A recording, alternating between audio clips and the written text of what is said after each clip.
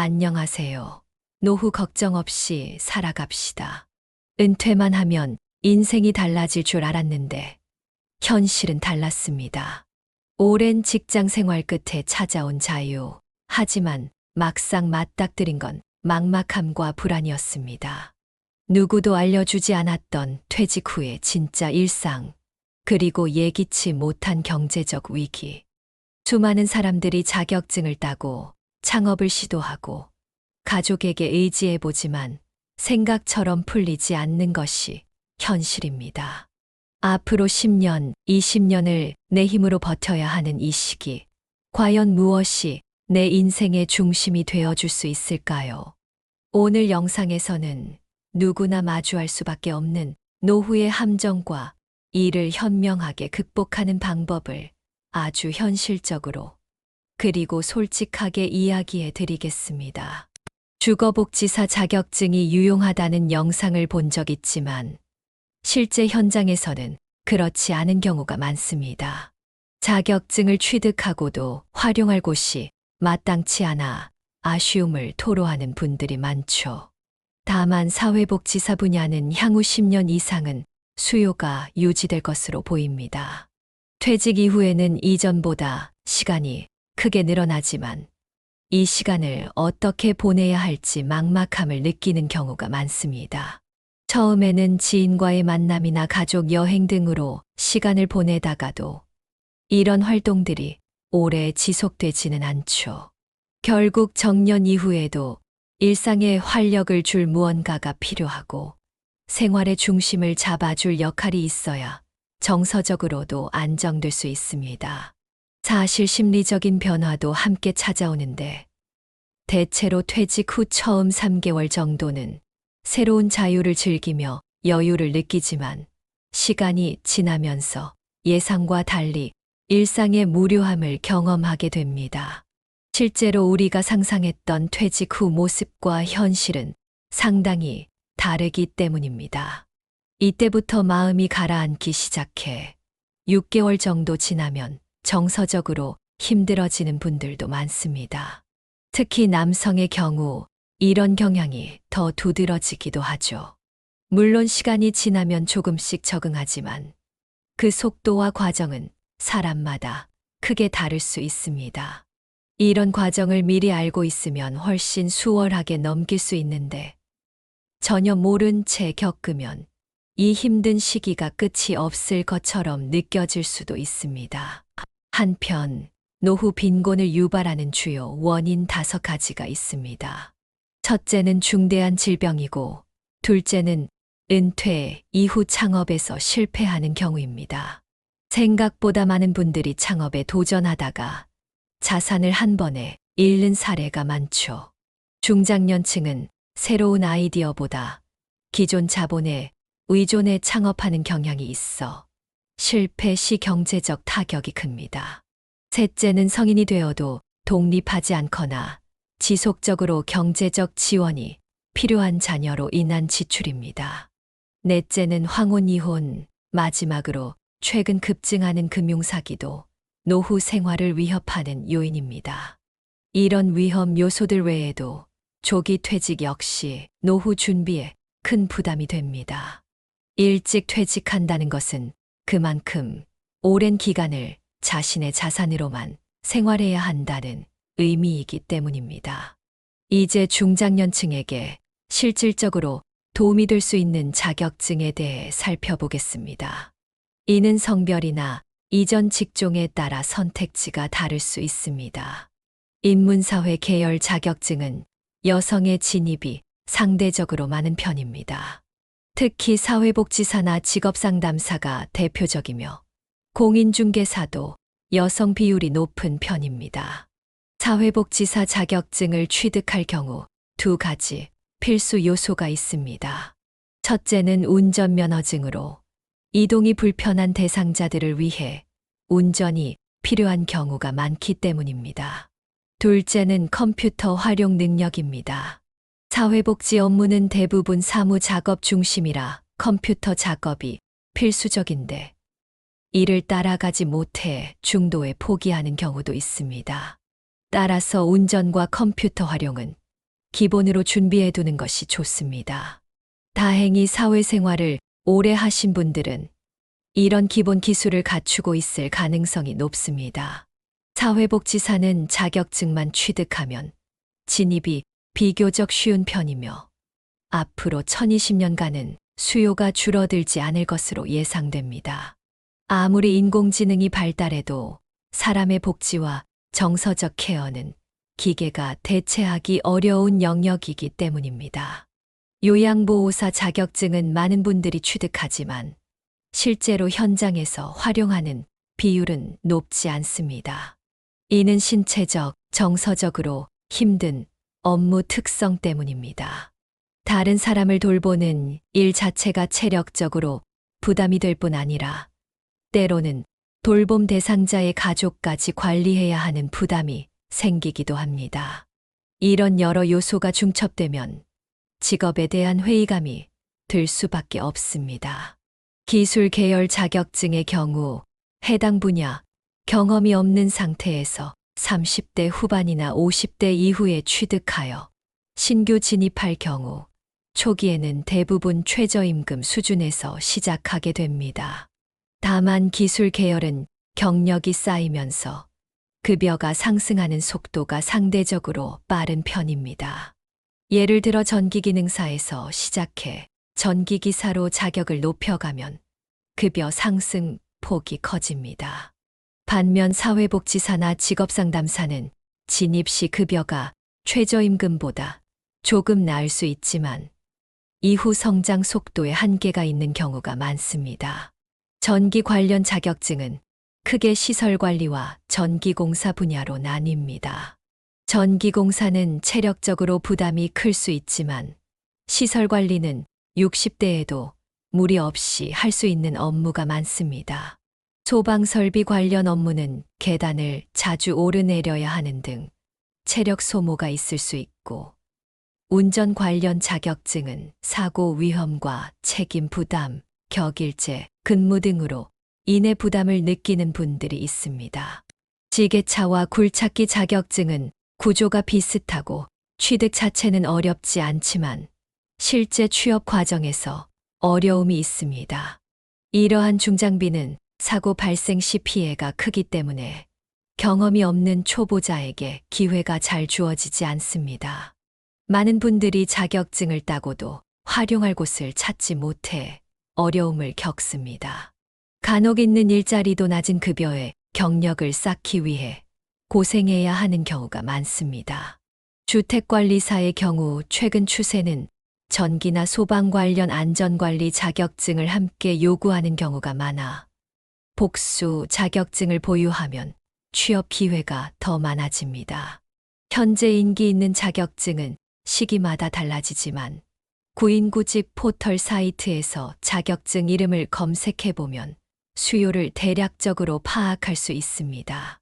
보통 요양보호사 관련 채용 공고가 3,000개 이상으로 가장 많고 직업상담사는 1,000개 정도, 전기 관련 자격증도 많은 수요가 있으나 기능사, 기사, 산업기사 등 요구하는 수준이 다양합니다.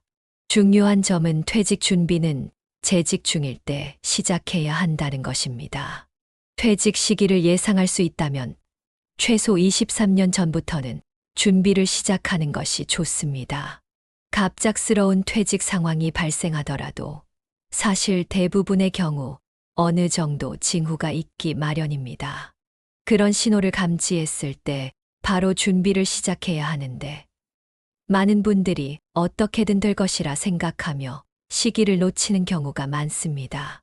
결국 급여가 끊긴 후에야 준비를 시작하게 되어 방향 설정부터 다시 고민해야 하고 마음도 급해지면서 타이밍을 놓치게 됩니다.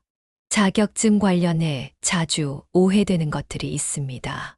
제가 본 영상 중에는 생활지원사나 장애인활동지원사, 주거복지사 자격증이 취업에 유리하다고 설명하는 내용이 있었지만 실제로는 그렇지 않은 경우가 많습니다. 생활복지사는 일자리가 많지 않고 주거복지사 구인공고는 가뭄에 콩, 나듯 드문 편입니다. 현행 제도에서는 주거복지 업무를 사회복지사가 담당하는 경우가 훨씬 많습니다. 드론 자격증도 많은 오해가 있는데 유망 자격증으로 분류될 수는 있지만 당장 취업과 관련해서는 현실적으로 도움이 되지 않는 경우가 많습니다. 구인 공고가 많지 않고 주로 방재, 방역, 촬영 분야에서 소수의 일자리만 나오는 실정입니다.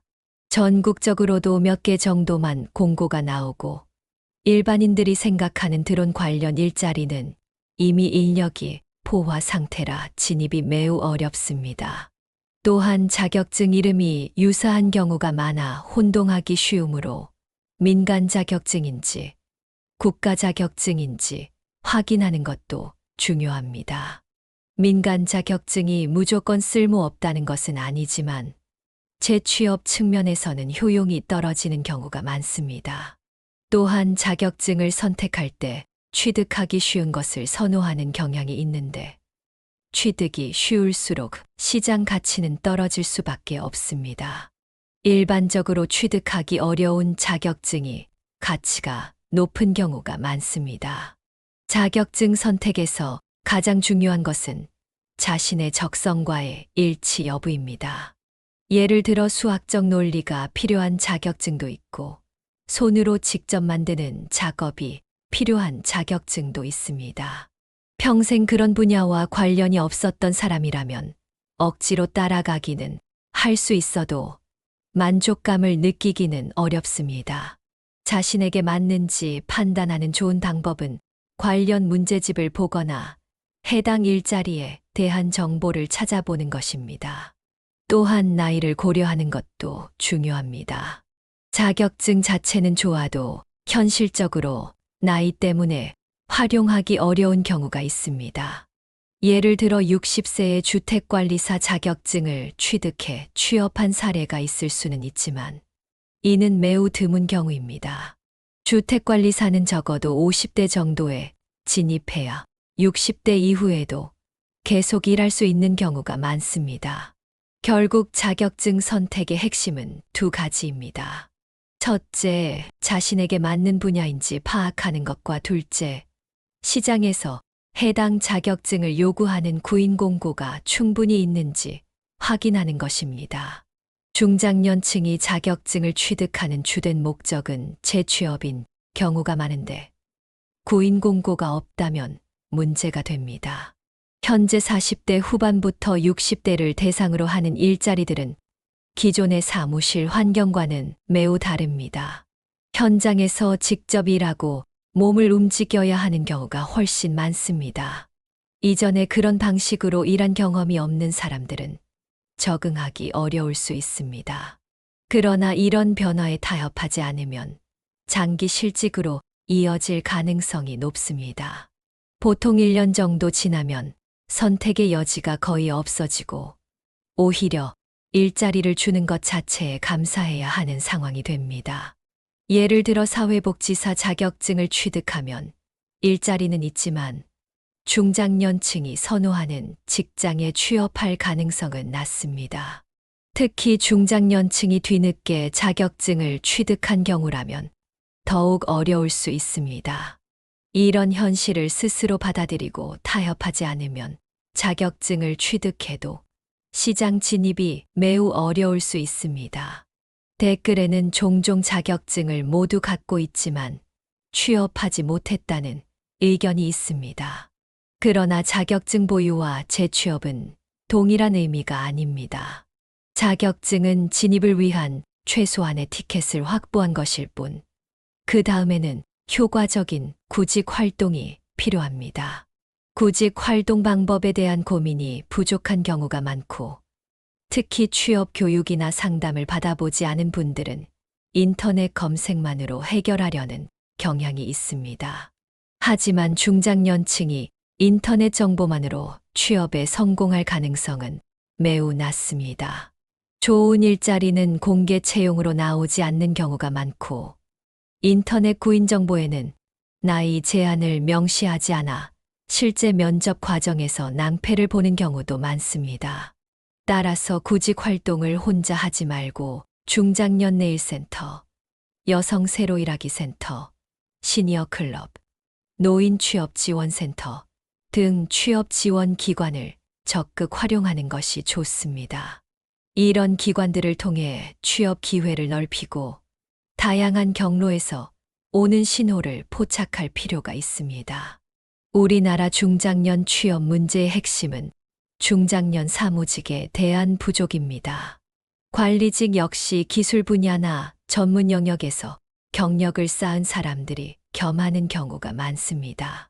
특히 어려움을 겪는 분들은 이전 직장에서 특화된 시스템이나 프로그램을 사용했던 경우입니다. 회사 밖에서는 거의 사용되지 않는 시스템에 익숙해져 있다면 이직 시 큰 어려움을 겪을 수 있습니다. 이런 경우 재직 중에 미리 대비하지 않으면 퇴직 후에는 완전히 새로운 분야에서 처음부터 시작해야 하는 상황에 놓이게 됩니다. 그러나 이를 누구도 원망할 수 없습니다. 자신이 준비하지 않은 결과이기 때문입니다. 우리나라의 중장년이 진로를 바꿀 때 주어지는 기회는 대부분 단순한 일자리에 집중되어 있습니다. 고급 인력에 대한 수요보다 저임금의 현장직 일자리가 대부분이라는 점이 중장년 퇴직자들의 가장 큰 불만 중 하나입니다. 이러한 불만은 이해할 수 있지만 그 책임은 결국 자신에게 있습니다.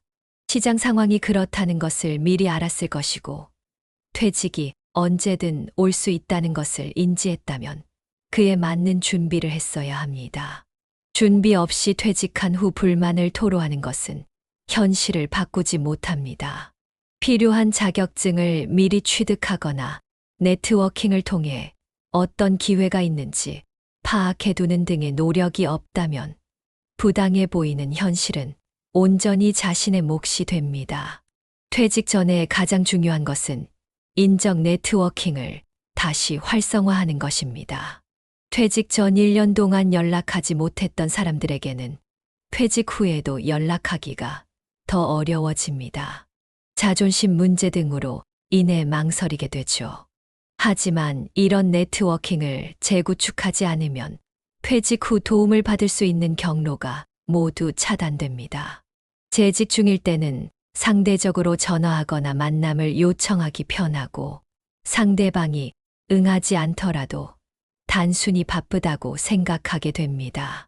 그러나 퇴직 후에는 연락이 없으면 자신을 퇴직자로 취급해 무시한다고 오해할 수도 있습니다. 따라서 재직 중에 미리 전화하고 만나면서 다양한 이야기를 나누다 보면 예상치 못한 기회가 생길 수 있습니다.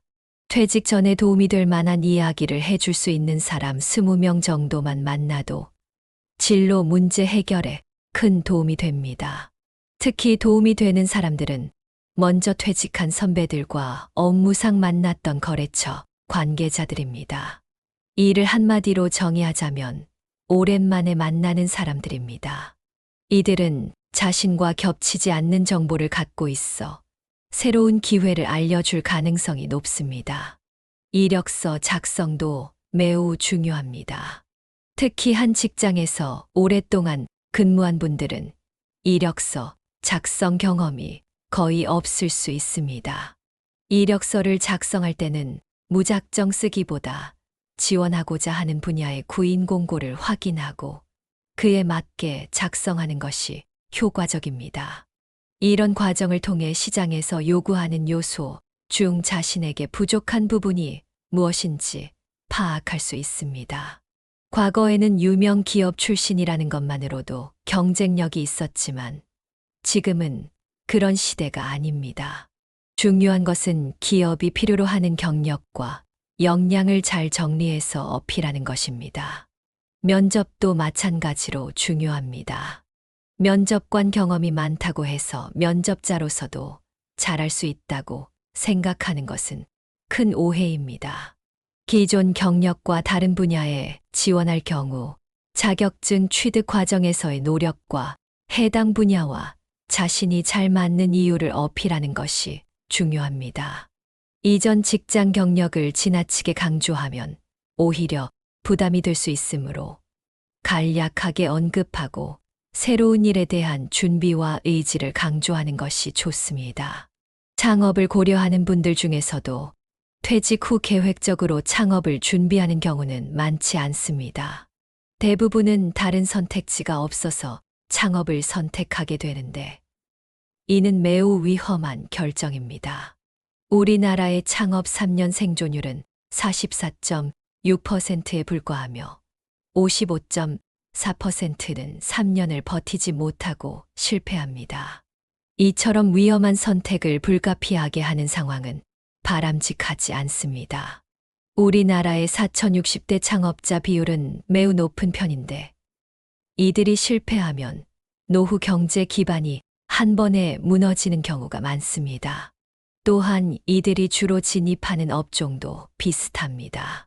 준비가 부족하다 보니 상대적으로 진입장벽이 낮은 요식업, 도소매업, 숙박업 등에 집중됩니다. 이로 인해 경쟁이 치열해지고 생존하기가 더욱 어려워집니다. 창업을 고려한다면 두 가지를 꼭 실천해야 합니다. 첫째, 간접적으로라도 창업 경험을 쌓는 것입니다. 베이커리를 창업하고 싶다면 베이커리 가게에서 무급으로라도 일해보는 것이 좋습니다. 커피 전문점도 마찬가지로 잘 되는 곳과 그렇지 않은 곳을 직접 경험해보면 차이점을 명확히 알 수 있습니다. 둘째, 반드시 사업계획서를 진지하게 작성해야 합니다. 우리나라에서는 사업계획서 없이 창업하는 경우가 많은데, 이렇게 하면 위험 요소와 준비가 부족한 부분을 파악하기 어렵습니다. 퇴직한 여성들이 창업 상담을 요청할 때 대부분 커피숍 창업을 고려하는 경우가 많습니다. 그런 분들에게 항상 묻는 질문이 있습니다. 시장에 커피숍이 이미 너무 많은데 왜 사람들이 당신이 차린 커피숍에 와야 하는지, 그 이유가 무엇인가요? 이 질문에 많은 분들이 한참을 고민하다가 인테리어를 예쁘게 하면 되지 않을까라고 대답합니다. 그러나 인테리어는 12년이 지나면 차별성이 사라지게 됩니다. 이러한 일시적인 요소에만 의존하는 것은 매우 위험합니다. 언제든 새로운 가게가 오픈할 수 있고 그곳에 고객을 빼앗길 수 있기 때문입니다. 따라서 왜 내 가게에 손님들이 와야 하는지에 대해 충분히 설득력 있는 이유를 갖지 못한다면 그 사업은 시작하지 않는 것이 좋습니다. 이 두 가지 원칙만 잘 지켜도 대부분의 위험은 크게 줄일 수 있습니다. 중장년층의 인생에서 의미 있는 시점은 크게 세 가지로 볼 수 있습니다. 첫째는 주된 일자리에서의 퇴직입니다. 주된 일자리란 가장 오래 근무했거나 급여가 가장 높았던 직장을 의미하는데, 이곳에서 퇴직하는 평균 연령은 약 49세입니다. 최근에는 이 연령이 48세까지 낮아지는 추세입니다. 두 번째 의미 있는 시점은 법적 정년인 60세이고, 세 번째는 완전히 일에서 손을 떼는 시점입니다. 우리나라의 경우 평균적으로 73세 정도까지 일을 계속하는 것으로 알려져 있습니다. 많은 사람들이 은퇴를 미루고 있다는 뜻이죠. 이 세 가지 시점을 고려하여 자신의 삶을 계획하는 것이 개인에게 유리합니다. 기업은 더 이상 개인을 평생 책임지지 않으며 노동시장은 점점 더 유연해지면서 정년까지 근무하는 비율도 점차 줄어들고 있습니다. 반면 개인들은 여전히 경제적 불안감에서 벗어나지 못하고 생계를 위해 계속 일할 수밖에 없는 상황에 놓여 있습니다. 통계에 따르면 우리나라 65세 이상 인구의 약 40%가 상대적 빈곤층에 속합니다. 상대적 빈곤층이란 1인 가구 기준으로 연금, 용돈, 근로소득을 모두 합쳐도 월 120만 원 정도에 불과한 상태를 말합니다. 이 금액으로는 노후 생활을 충분히 유지하기 어렵기 때문에 많은 사람들이 반타이반프로 계속 일을 할 수밖에 없는 시대가 되었습니다. 반태 시대란 표현은 퇴직 이후에도 일에서 완전히 손을 떼지 못하고 계속 일을 해야 하는 상황을 의미합니다. 이 말에는 어정쩡한 상태를 표현하는 느낌이 담겨 있습니다. 완전한 은퇴도 할 수 없고, 그렇다고 완전히 직장인으로서 일할 수 있는 상황도 아닌 분들의 모습을 잘 담아낸 표현입니다. 최근 몇 년 사이 은퇴 준비 관점에도 변화가 생겼습니다. 과거에는 은퇴 시점에 얼마의 자산이 있어야 하는지에 중점을 두었다면, 이제는 특정 연령에서 얼마의 소득이 발생하는지에 초점을 맞추는 소득 관점으로 바뀌었습니다.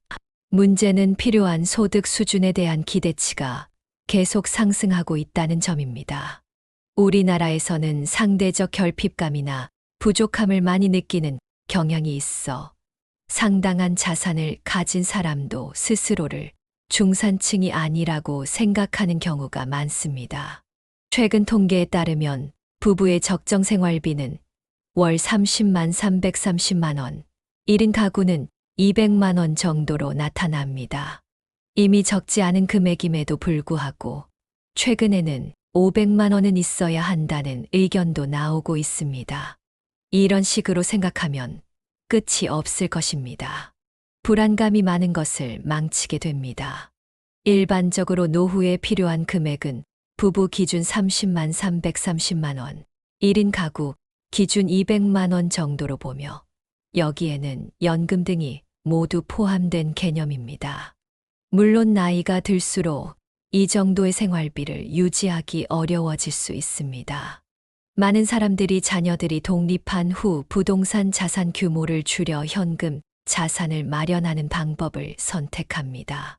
그러나 가장 중요한 점은 퇴직 후 소비 습관 조정입니다. 퇴직하고 급여가 줄어들면 당연히 소비도 줄여야 하지만 이것이 한 번에 쉽게 되지 않습니다. 경제학에서 말하는 소비의 하반경직성이란 소비를 줄이는 것이 쉽지 않다는 의미입니다. 따라서 퇴직 전에 미리 소비를 줄이는 연습을 할 필요가 있습니다.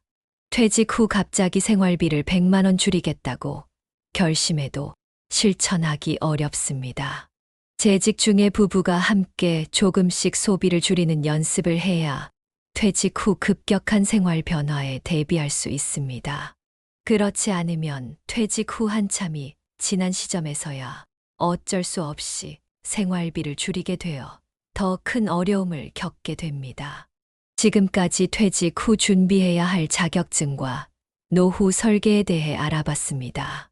이런 정보가 여러분의 인생 2막을 준비하는데 조금이라도 도움이 되었기를 바랍니다.